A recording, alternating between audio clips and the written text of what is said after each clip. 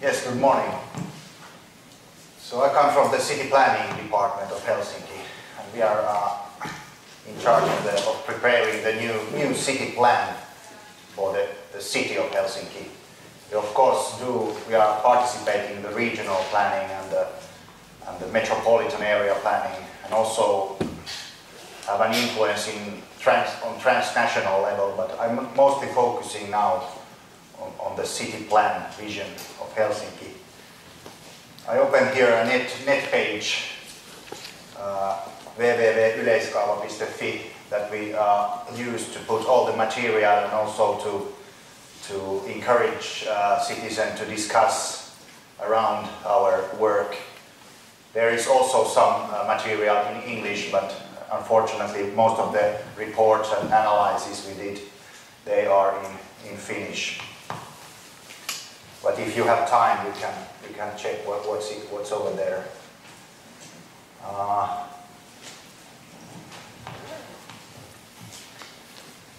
Helsinki is a part of a wider metropolitan area. You can see the map over there. We are talking about 14 municipalities area at the moment. On the regional planning level. And Helsinki, we have a pointer here.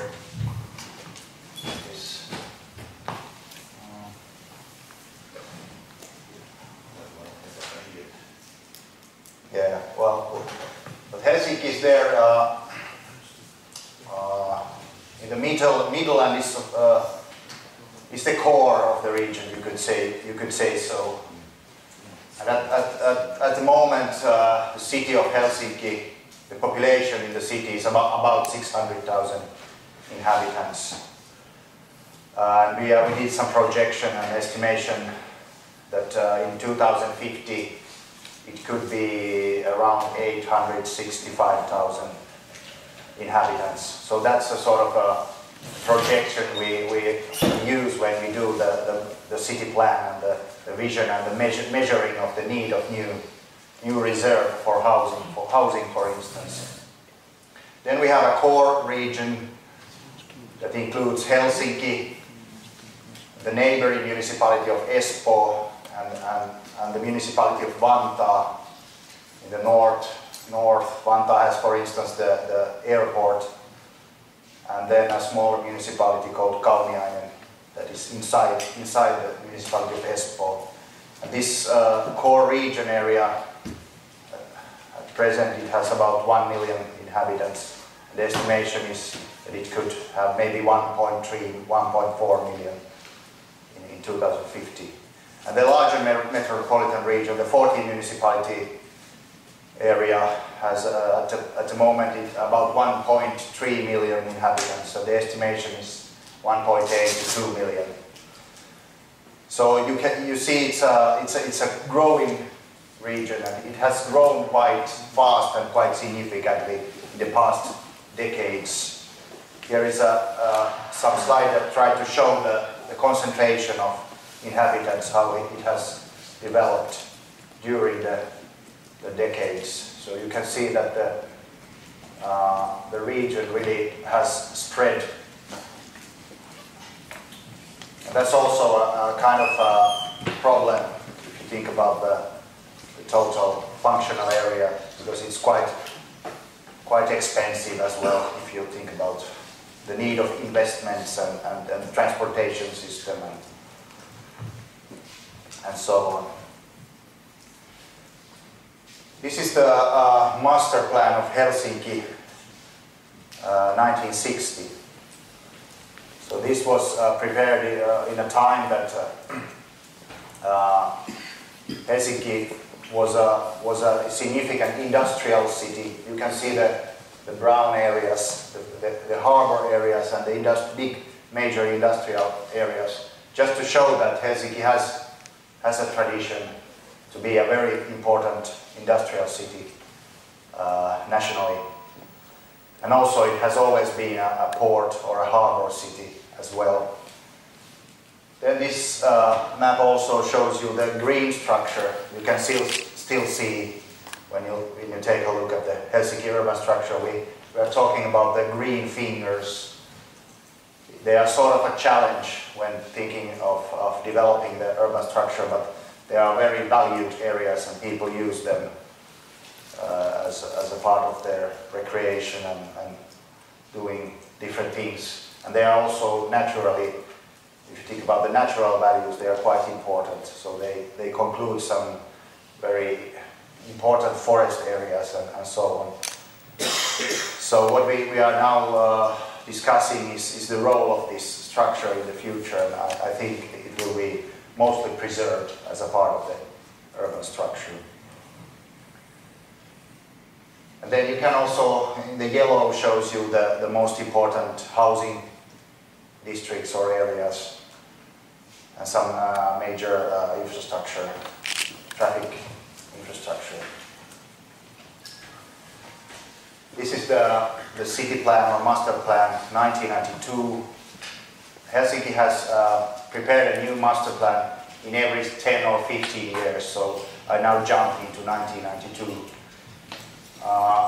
This showed the will of the city, where are the most important centers. So you can see the Helsinki business district, you could say, the center, and then some sub-centers like in the east, we call it Itäkeskus, Eastern Center, and then some other smaller centers that should be developed as centers. Then when you look at north from the city center, there is the Pasila area that is also a sort of second center of the core that is now very strongly being under development. It's the north railway station of Helsinki, and historically it has always been considered as a part of the extension of the central business district area. In the 70s, the city planned a lot of new office space and space for new, for instance, public sector offices, and it was used as a part of preserving the old center, not to be changed totally into business and office areas. So it has been a sort of a solution to do that. This plan was also important because when it was done, there was a lot of discussion of European integration, and the Soviet Union collapsed and the Baltic states had their independence, and the city started to discuss about transnational aspects as well. We started to talk about Helsinki-Tallinn integration, a sort of a twin city idea, and then it showed a new place for a harbor in the east. Over there, we call it Vuosaari Harbor, and it's sort of opened the possibility to start also changing changing these so-called former harbor areas into new city districts. At this moment, they were not yet considered nothing else than harbor areas, but it sort of opened the possibility to showing a new location. There was a big discussion of the location of the new harbor. There was also in the west another option, Kirkkonummi, Kantvik, and it was a big political discussion that continued as well. Then this master plan also showed the will of Helsinki to continue for instance, the metro line towards west, towards Espoo, and now it's under construction, so it sort of showed the will. And also the eastern part that was very underdeveloped from the Helsinki point of view, the Sipoo area, a neighboring municipality in the east, mostly Swedish-speaking, smaller municipality that didn't want anything to do with metropolitan issues and wanted to develop its municipality as a sort of agricultural small municipality, and the discussion started already under preparing this plan. Then I jump into 2002. So this is the present master plan that is legally binding at the moment. It mostly repeated the ideas of the master plan 1992, but it had one significant difference. That was to take these, because it was now evident that the new harbor will be constructed here in Vuosaari. So it opened the possibility to let these so-called former harbor areas to be changed as new city districts, mostly housing. And also you can see these areas. They were sort of ideas of new housing areas, but they were very politically very debated, and they couldn't find a solution, so they sort of left these areas, like this Koivusaari area. It's an area that is based on putting land in the sea, so an artificial island idea, and also some other areas very, if you think about the natural values of nature and so on, so they are very sort of sensitive areas. And then you can see also some military islands that were discussed. Should the city take them into development? But of course the military didn't want to get rid of them, so they were seen as strategically important from that. But they were also left as a future question. And actually, the phase we are living at the moment is we are now developing and constructing these areas. You can see the so-called former harbor areas, Jätkäsaari area, Western Harbor, then the Eastern Harbor. The development is already happening here. Then there is Hernesaari area that was later solved through a partial master plan. And then the former oil harbor in Kruunuvuoren Ranta. There is now a big discussion about the new connection from here to Kruunuvuoren Ranta, that there should be a new bridge and a tram connection, because it would include this area more tight into the core and to the center. And then there is this Koivusaari area, the artificial island, that is also under planning. The second center, Pasila, here in the north, is also, there are some big development projects now under planning, and some visions about 20-year perspective from now, what the city center, the city core could look like. Okay, but this is sort of old stuff, and now there is a need for a new city plan, and that's what we are doing at the moment. And why is that? Of course, there has been a total change in the sort of operational environment in planning in the past 10, 15 years. So you could say that Master Plan 2002 is already old. Of course, there has been a strong regional development, and the discussion how to develop the metropolitan area is now a big discussion. There has been the climate change, so the society and the globally sort of, it's now evident that you should react, and how that would affect in land use planning. That's another question, very important. That was not on the agenda in the late 90s, in that sense that it is now. Then there is a strong need to integrate the land use and transportation planning. So it's also a big discussion when you try to densify the city and try to sort of react in the sprawl for the sprawl and that it needs to rethink the whole question of land use and the relation with the transportation. Like I mentioned, Master Plan 2002 has in a way run out of time. We are talking about reserve for housing. The city is still growing quite fast, and the region is growing. We did some projections, and we decided, and the city planning committee decided that we should try to answer the fast fast growth scenario or projection. So the measure of the new plan should be done. That it causes a lot of problems if we don't enable housing construction and production and try to sort of prevent it. And also because the need for housing is very high, so it creates a pressure to start changing the business areas, the mostly office areas and the former industrial areas into housing areas. So we need a clear vision.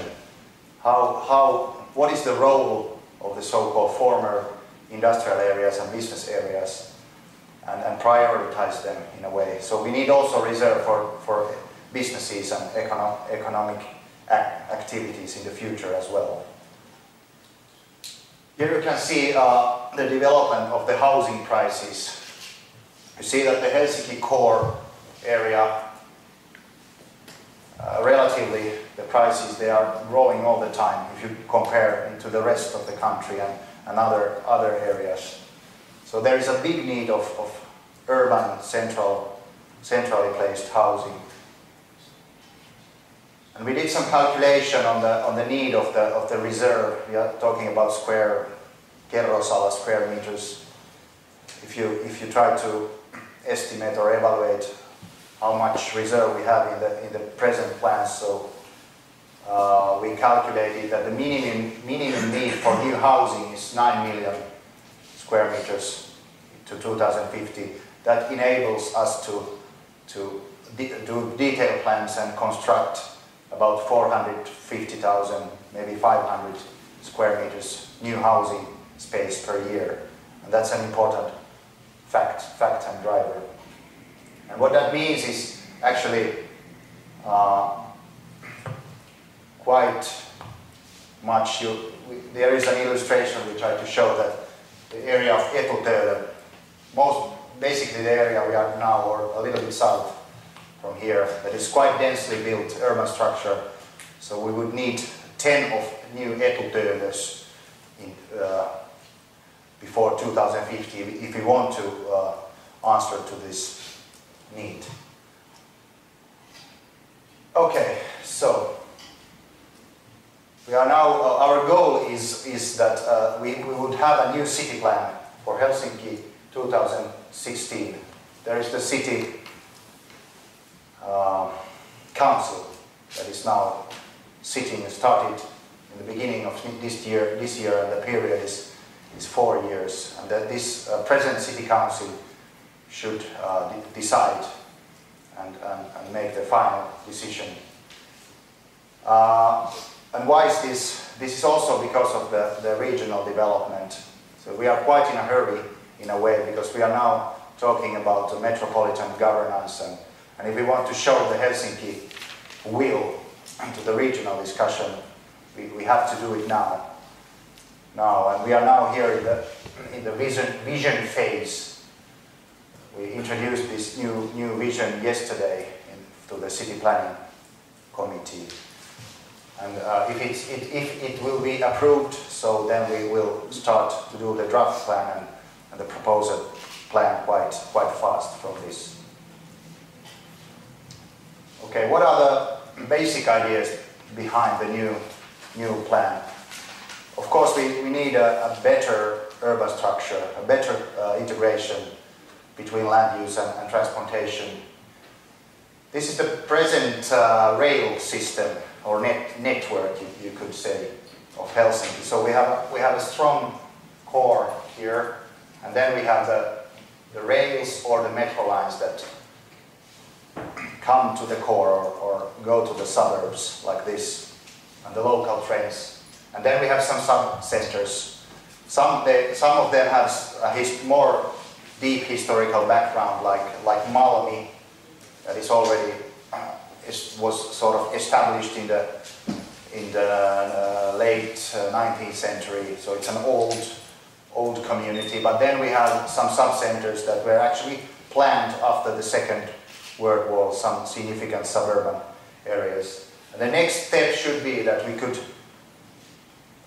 widen the core area by connecting these suburbs and produce a sort of a rail-based network. That would mean that at least we think that this solution would strengthen the subcenter, the nodes, and give some new possibilities to start planning these areas as a part of the urban structure and more urban communities that are integrated in the whole structure in a way. This could be done through this fast rail system.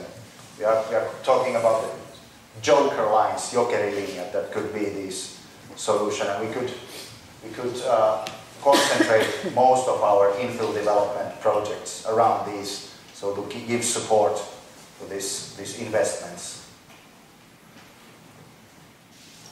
This is a map that tries to show the transportation network vision 2050. It's full of lines, but there is also the bicycle, most important bicycle routes that are included. Then there you can see that there is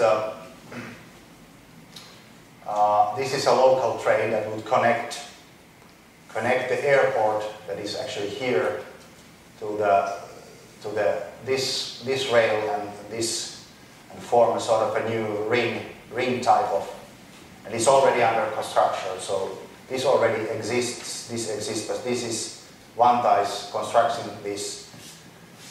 And then there is also an idea of a new system that would put the local trains under the city center. We call it Pisarata. That would form also quite an important accessibility element in the urban structure, and the bicycle lines as well. I already mentioned the business areas or the former industrial areas. There is a big pressure on those areas to change them into housing areas. And we need a strict idea how these areas should be developed. Some of them could be more mixed use, so we could allow some of them to be naturally changed. But we also need to show what are the most important areas from this point of view. The core areas, or areas of productivity, like we call them. Of course, this center is a mixed use, very many small businesses and all kinds of headquarters, national headquarters, and also some international global network. But then we have these former industrial areas as well. Vision of the green structure is important part. We need more. If the population grows, it causes a lot of pressure to the green areas. So we need to define them better. And we also need to offer new local parks with activities and try to place them that their accessibility is as good as possible. And from the ecological point of view, we also noticed that it's important to show some connections between the green. We are also talking about the green network city. It's a sort of a value of Helsinki that we have so much green space, green areas, but it needs to be said very clearly what is the idea behind. There's also the coast or the sea that has another strategy. Seaside, daughter of the Baltic is the idea, and to open also the islands more into public use. Now they are quite close, and you should take much more out of the islands and the very beautiful waterfront or seaside. This is more qualitative thinking. This is a map that tries to show that urbanism is a need. We need more urban environments. That means putting focus into street space and this kind of urban qualitative issues. It's not okay that the only qualitatively urban area is the old. So we need also to develop this idea of urbanism. Last spring we visited Vancouver in Canada, They are talking about density done well, and it's a very interesting sort of strategy, and we try to figure what could these same ideas mean in the Helsinki context. This is probably one of the most important ideas behind the new vision is the motorway or freeway areas, to start to slowly change them into urban areas, urban boulevards. Now we have a situation that the motorways, they come very near to the city center, and they take a lot of space. It's very valuable land, actually. And if you would try to benefit about agglomeration and the urban economic sort of value adding, we need more of really urban areas, and this is our best potential to sort of expand the city core. And we did a lot of land use planning behind this vision. This is the extension of the Mannerheimin tie, that is the most important axis there in the center, and it could continue actually towards north through these urban ideas, and it could look something like this in the future. Then we have this other, here you see the present situation on the left. This is Tuusula-Väylä, the big motorway that leads to the airport, and that's also a big potential. It could be a totally different concept in the future. This needs, of course, support from the public transport network. We need sort of radial systems as well, and we need also to, when we try to encourage this development, we need to assess impacts all the time to the traffic system. And that also has been a very big discussion and a debate. What would be the effects to the traffic system if we go to this direction? There are some other ideas, and we actually calculated that if we can take these freeways and change them mostly into boulevards, maybe in some cases you need to use tunnels or cover some areas. That would be a very significant potential of new housing construction in the future, and they could form a sort of basis to new significant project areas. But of course, it's not an easy task. I mean, you need to do it step by step, and also to do the impact assessment. One important thing, there is a sort of report we produced, or where it was produced, is to try to calculate from the urban economics perspective, would this direction of development be beneficial for the city or not? Because the land value is very, very high, but then of course you have to invest, you have to change the total structure. Of course it causes problems for the cars, and that also has negative effects. So that's a point. But we think, and also the consultant that did this work was sure that this is, in the long run, this is a beneficial operation, and you should go to that direction. Okay, here is a map that shows the major area of changes behind the coming master plan or city plan. So to sort of support the horizontal rail lines to take the urban boulevards into new development areas. There is this red area that is a small airport area, Malmi. It's not a new question, but it's also a potential in the northeast that it could be developed if the airport will be placed somewhere else, or the function will quit or stop over there. A few words about the transnational level, because Helsinki is a part of Europe and the world, and it's an important thing to focus on certain strategic strategic questions also from that perspective. We have the Helsinki-Vantaa airport. It's in Vantaa, but it's basically Helsinki airport. It's growing quite fast. Now the state invests a lot of money to develop the Helsinki-Vantaa airport to be a Asia connection, a new terminal, and it's working actually. The passenger number has been growing. The tourism is more and more important. We get a lot of people coming here from Russia and Europe and Asia as well, so it's growing. Helsinki is sort of a design city as well, and we have a very educated population in general. We have many universities as well. Of course, there is the question of competition between city regions, and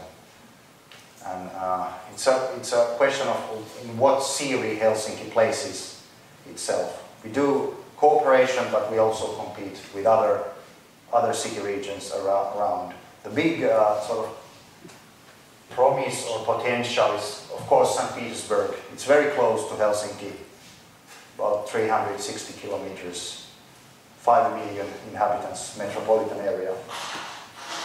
But there is the EU border here, so the interaction is not very easy.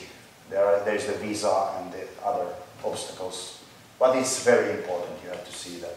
And then there is Tallinn. We are now doing quite a lot of cooperation with the city of Tallinn as well. Now the EU decided to fund some projects in the harbour. When you take the ferry from the Western Harbour to Tallinn, it should be sort of easier to move also with public transport. For instance, Tallinn does not have a tram that comes to the harbour.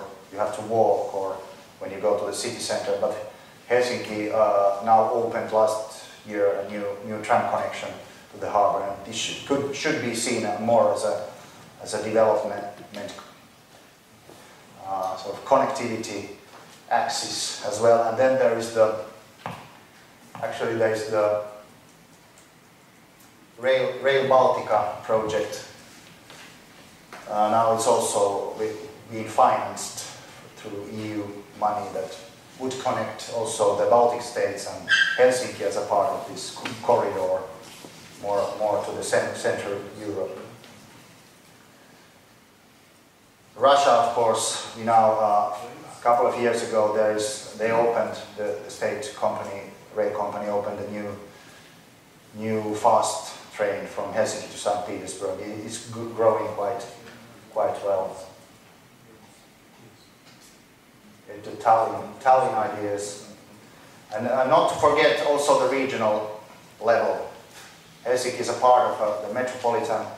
We are now we are participating in this regional planning process.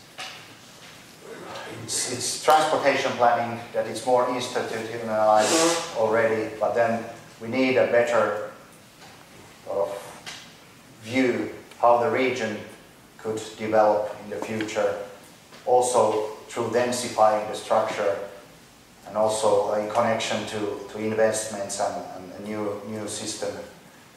And this is a very interesting process. Let's see what it leads to, and also the metropolitan governance is a part of this discussion.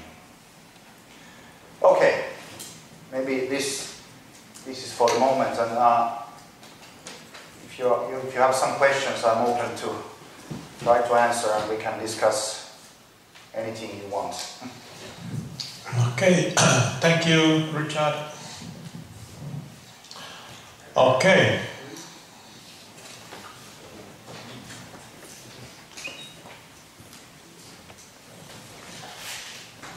Peter. Thanks very much. Learned a lot from that, and I'm just wondering about the regional governance structure. How do you make decisions across the region? That was your last slide there, but the city of Copenhagen doesn't run everything. That's a very good question. We have a sort of contract base cooperation at the moment, that the municipalities sign a kind of contract on land use, housing and transportation. And that's the model at the moment. It has a 15-20 year perspective, and it should try to show the state government what are the most important development and in what phase you should finance them, or to give some allocate some state money into regional projects.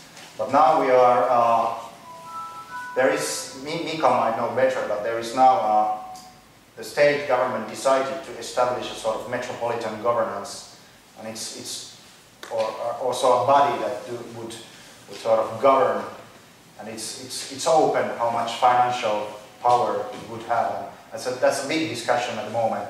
And also the state is now forcing towards municipal mergers, and that's another line of the discussion. So I really don't know. Okay, Jonathan. Right. Thanks very much. That was a very interesting talk. I've got two questions. The first one was about the population projections, and it's it came across very clearly that your planning is driven very strongly by these long-term projections of very considerable population growth.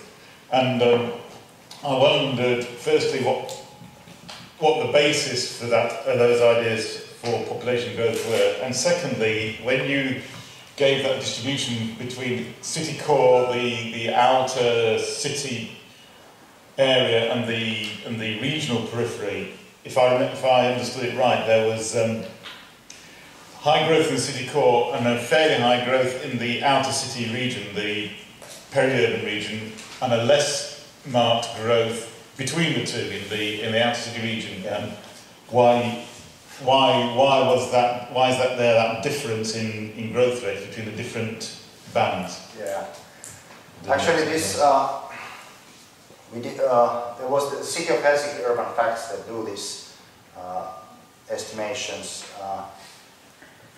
Sort of try to produce different scenarios or projections, and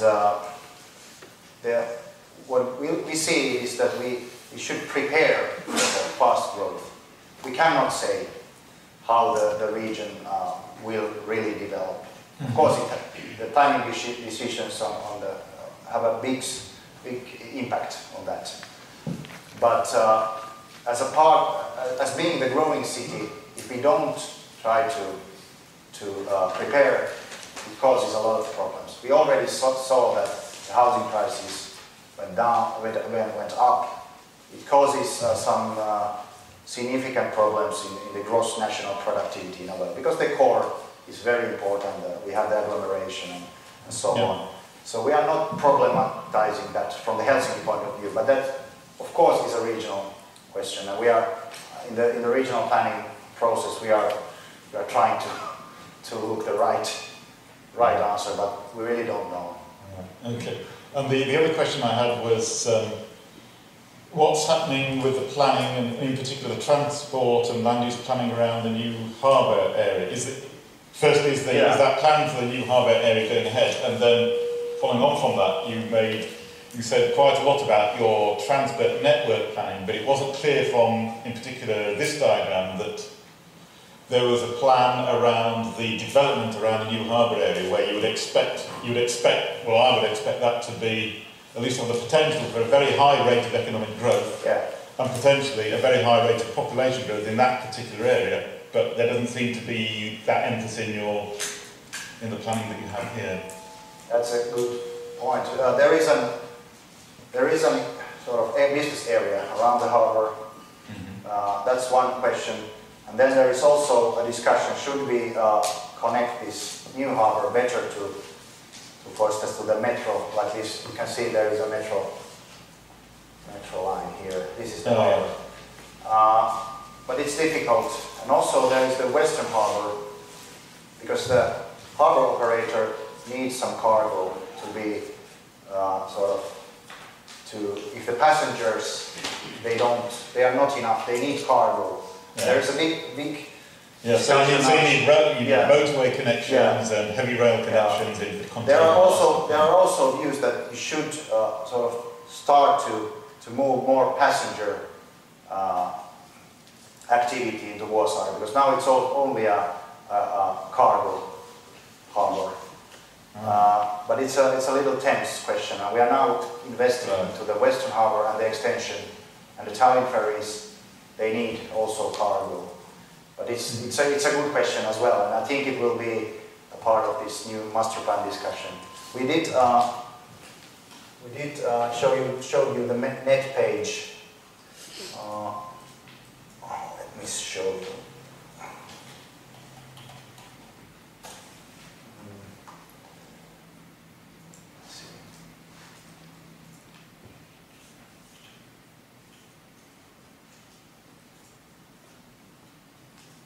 Did a report exactly on that question that opens the. Well, it doesn't work. Never mind. Yeah. Yeah, but we have some scenarios also to Vuosaari. Okay. Richard Dawson. Thanks very much again for your talk.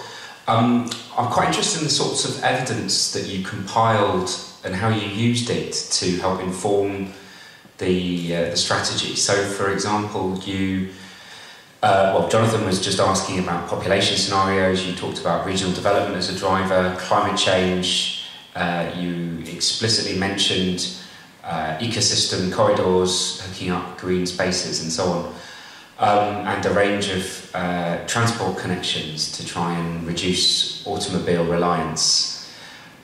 So, how do you, I suppose I'm interested in the sorts of evidence that you compiled on those different dimensions and how you integrated across all those different areas to actually ensure that what you have come up with is what you think the most, if you like, sustainable or most appropriate plan is for the region compared to, say, several other options that other people might have thrown up as well. Yeah.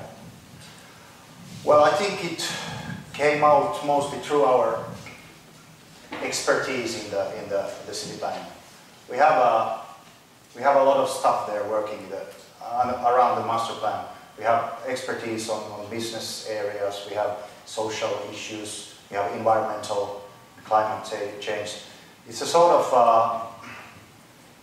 and of course we follow all the time the sort of public discussion and what are the topics, and it's a mix of this. And then we try to analyze and try to find the right angles and sort of what is their relation to land use. But it's a mix of research and following the discussion and listening to the decision makers and so on. It's not easy to define, but it's a sort of basic work we do. Okay, now you have this harbor. Yeah, this is just to show that we did some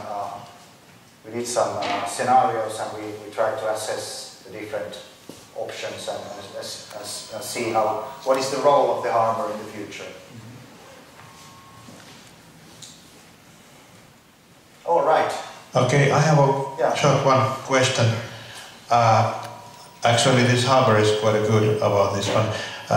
We all know that this harbor, the discussion of this harbor caused about 5 to 10 years delay for the city development because of there were different kind of natural resources over there and discussion, and actually it happens that city didn't grow so in that time and during the period after that discussion, but that's quite a good example of the risk of how to implement the plan. So what do you see? What is the biggest risk? How to implement those plans? What you are now presenting?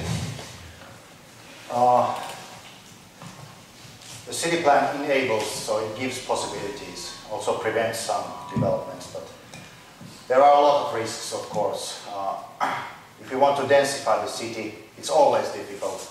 Discussing with the local people, they are against projects, and that might affect the political atmosphere. And it's always, we do it, it's full of conflicts. That's one, if you think about infill development. Then the motorway areas, of course they are a risk, because they are a very difficult question, because they have impacts into traffic.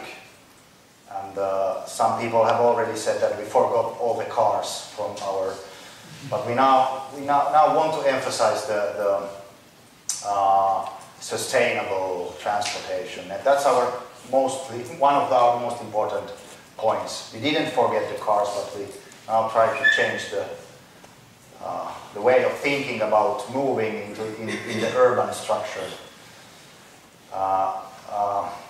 That's a risk that the decision makers don't understand that. And of course, the risk is to where do we get all the money to finance all the changes. Now we have to try to show that it's economically beneficial in the long term, and that's always very difficult to show that when you're talking about the budget of the city and the investment. Those, I think, are the most important risk. And also I see a risk in this regional governance. If it will be a total mess, so then I don't know what happens. Yeah. Okay, last question, Stephen. Hi, just to pick up very briefly on that last point. Obviously the plans going back from the 60s and the 80s are comparatively very simple compared to the plans that you now show. Yeah. So there's lots of interdependencies between transport networks, business areas. Is there, in terms of integration, that obviously presents us with a big solution to the problems that you have in the future. But to what extent do you think that there's a problem where if there are partially realised projects that on their own they will have a great deal of difficulty in working? Yeah, that's also a significant risk as well. But what is the strength in Helsinki as far is the city of Helsinki has always been a very plan-led city. So the city owns a lot of land, and it has this tradition of establishing new projects, and the public sector is quite strong. So that's one thing that makes these things easier, if we get the political will to do something. Okay, thank you. Perhaps we have a big hand.